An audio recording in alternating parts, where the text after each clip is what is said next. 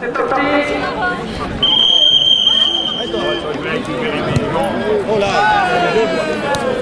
je n'ai pas sûr parce qu'il arrive.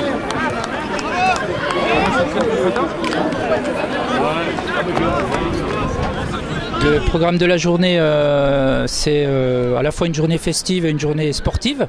Les joueurs qui le souhaitaient se sont inscrits pour jouer un petit peu. Donc on a 85 joueurs qui se sont présentés.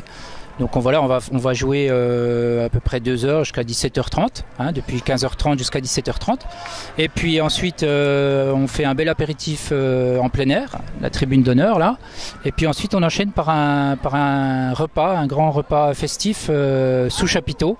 Donc 2 chapiteaux de 540 mètres carrés ont été déployés là-bas, dans le prolongement du parking de la piscine. Un menu champêtre, on va dire, mais je pense que l'ambiance sera là. Il y a un disjockey qui est présent, donc je pense que la fête sera belle. Cette journée, c'est une journée qui rassemble les anciens. Le club, c'est un fonctionnement au quotidien avec une quinzaine d'éducateurs diplômés, avec des brevetés d'État, avec une quarantaine de dirigeants bénévoles qui donnent beaucoup de leur temps tout au long de la saison.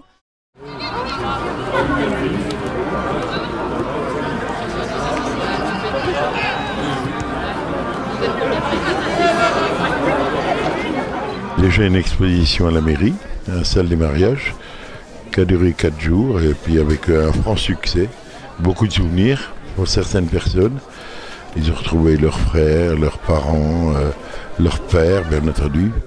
Puis il y a un montage aussi photographique féminine, ben oui, il y a une équipe féminine, donc elle se retrouvait, donc c'est beaucoup de chaleur humaine, oui. Beaucoup de sentiments, beaucoup de contacts, beaucoup de souvenirs. Il n'y a pas une ville d'une si petite importance en habitants, qui ait eu autant de succès.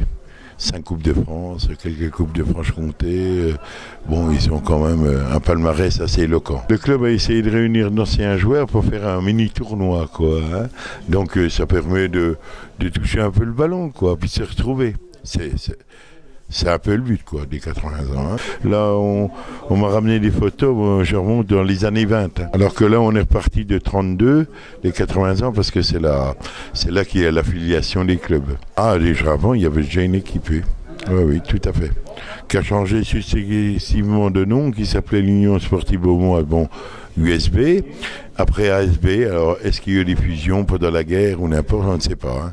Là, justement, je dois faire des recherches pour savoir exactement quand est-ce que ça a été créé. Mais là, c'est un travail de longue haleine.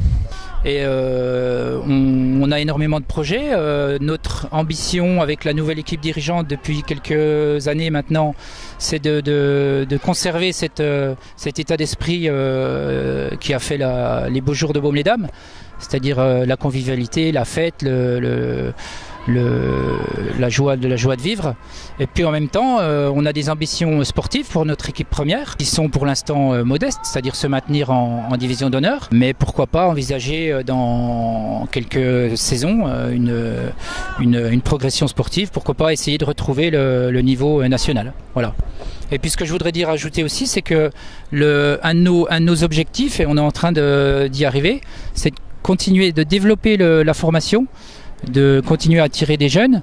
Donc pour ça, forcément, il faut former des éducateurs. Donc on y arrive petit à petit. Donc former un maximum de jeunes joueurs qui seront amenés ensuite à évoluer en équipe première. C'est toujours intéressant d'avoir une équipe première composée de jeunes Beaumois plutôt que d'avoir à recruter à l'extérieur, quoi.